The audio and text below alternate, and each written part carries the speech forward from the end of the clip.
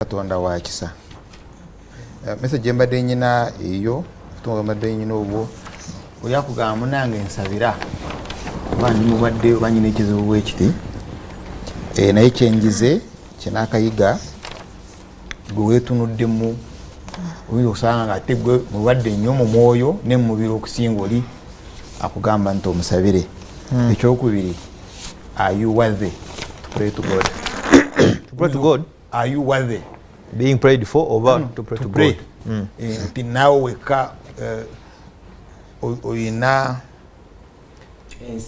ensa kubeera maaso ga Katonda n'osaba ng'osabira oli. Fena bakyandi badde kirungi sooka weesabire ebintu bibiri. One, kubeera nti oli mulamu. Ekyokubiri, nti ate Katonda akukkiriza omusabe osobole okusabira abalala. Ekyo nkimaze. Now, waliwo kye bayita operating situation mu bintu bya security, bintu bya intelligence. Embeera eriwo.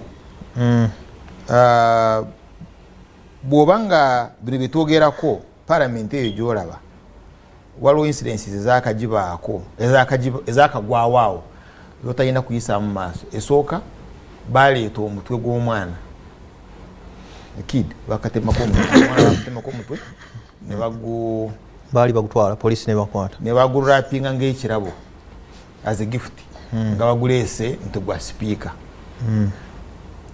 awo ku main gate. Poliisi n'esumulula ekirabo ekitaali kyayo n'esangamu omutwe gw'omwana.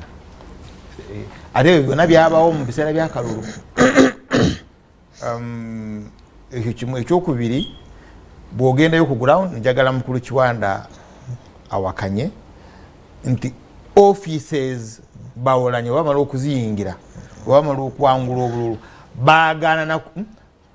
baagaana kuyingira mu office ezo nga tezina bakulongoosebwa. Nga okulonda kuwedde kwa speaker. Kulonda kuwedde. Bali bagala mu renovation obutonotono okuzikyusakyusa. It goes beyond renovation. Wanga ne tayire eno gye yalinya kusagala mu kikwatu nakire ekisenge singa kyane badde kitooka mwani badde mukuba. I'm trying to give you mindset. Omuntu ayina someone who is supposed to receive ayina okufuna report ya omukyala Masenero. Ona ali ku bya science and innovation. Ali mbyo okunonyereza bya science. Gwayina okuwa report. Akiririza nnyo mu bintu by'eddogo. Bwoza okutya nnyo eddogo kitegeeza ate oba okola ki? Oba olikiririzaamu. And at both level kubona abaawangula oba Oulanyah oba deputy we mbiseera ebyo Aneta Amonga. Eyo parliament yo. Eyokusatu kati naye nkuba omulanga. Jack Sabiti Mugisha Muntu ne Ben Wacha basaba ibingo obutwa oyo aliyo kubawa nagamba asijja kuttira muno bubuno. Those who are interested in investigating it bagende bababuuze bwe bugende wa speaker then mukulu sekandi amazo kuumulaza vice president ne bugenda ewa minister of internal affairs then Dr. Hakana Rogonda kike kyavaamu.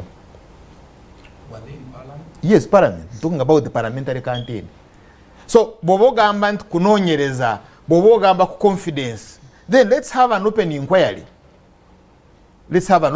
Actually inquiry kesooke ng'egamba Rwomushana byobadde osamwasama ku BBS temuli oli omuyaye oli omusiru oli empty. Okiraba. Let's even have that report nga parliament egambye Rwomushana tukinoonyeza kyewaleeta ku BBS kifu. Jack Sabit abyeganye, Mugisha Muntu abyeganye, Ben Wacha abyeganye, kati nze ndufiiremu. Because this is something I followed.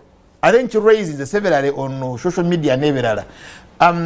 Sina permission and I'm really sorry ku David Prokol n'engeri gye yabona. I don't have permission kukyogera ko wano ku mpewo. Manale badde mpa details zaayo. Uno agamba mba ninkulaba ne busuulwa byansobedde engeri gye mbukuwa naye buubuno. So what followed? We need to have an open. Forget about an inquest kwaba abafa. There are those who are alive. Survivor? Ye naye nga basurvivinga. Actually, I would be the happiest nga bagamba Rwomushana byobadde oyogera temuli, because I'm talking about abantu abaliwo. Anyway, I disagree with mukuru Kiwanda ne mukuru bali omunsi ku police action kwogera mawulire.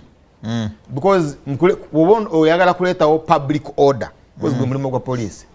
Public order oyina okwogera n'abantu kyobala abalina PRO banange bemuwulidde n'omukale bemuwulidde tugenda kunoonyereza. So tugenda kunoonyereza the following, it's called accountability. Because mwe musaba accountability. You get? So if you're asking for accountability means to explain what you are going to do with your authority. So there is nothing wrong. Na yono chiyakoze, we have someone that think someone is olumute zinatuka. No, so we are going to someone, even if you say you have someone. Even if you say, no changa chibade chikoledwa, because police okusamoninga doesn't mean you're a criminal. It doesn't. Irwakubanti engeri gye babadde beeyisa kyaleetera abantu okulowooza nti yena police bweyita you are a criminal. Naye wongamba nti Rwomushana wayogedde kino jangu okiteeke kuki, because you must put it in writing. There must be a file. The statement gyekola ki gyebeera. But I also agree nti bino ebimu they go beyond police. Kati nga kino ekyaba mukulu Kiwanda ne Oulanyah. First and foremost, messages ezimu obubaka obubaka bitwogera bijiramu propaganda kyebayedise propaganda emu eba ya lutalo insurrection and mukulu Museveni kafulu kwekyo. So bwimanga mutunu nga agamba obote yampito munyarwanda, what's wrong with being munyarwanda? Kati nze mbando aba Museveni nga agamba mwe banyarwanda mwe fena batuyiga. Ojukira when he said it Dr. Semogerere mukaruka 96 yampito munyarwanda nayomba conference center, but ngolaba really it was a campaign tool nga agamba mwe banyarwanda bafe oba abanyarwanda yena gye muli mumanye Semogerere tabagala nange takola ki nayenze tuli wamu mu mpaka lulu. So oyina okutunulira nnyo ku lwaki oli akoze eki akoze statement oba mu politics oba mu bintu bya security. Messages ezimu zireetawo ethnic hatred, amawanga negatabuka ate n'amawanga negalwana. I'm talking about tribes. Bibadde Yugoslavia, Bosnia, Herzegovina, izentalo z'abadde owulireeyo, but the Serbs, the Croats, nga balwanagana ne batingana mu mawanga ebyerwanda seetaaga kubajjukiza. N'ezimu n'amadiini galwana gatingana. Kibadde mu Central Africa, abasiraamu bonna babatematema ne babagoba mu Central Africa. Now kati kino kindeeta statement ya Oulanyah. Bakawakiraka. Yes. Yagamba abaana baffe bwe bayingira mu gavumenti mubatta. Kulwaki of course mubatta using obutwa. Kulwaki temutubulira ne tutajja mu gavumenti yammwe. Tetulina right kubeeramu ng'ayogera. In other words, he's saying we as abacholi. Kata ayogera nga ggwanga. Aga bali babatta lwakuba baggwanga. Simanyi bakijja. Simanyi bw'okitegeera. But they are killing them because of their tribe. In other words, nti waliwo olutalo against the tribe. Ogenze ku statement ya Gilbert Oulanyah. Anti izo statements eziriwo. Kanvaawo yongereko. Okay. Nzija.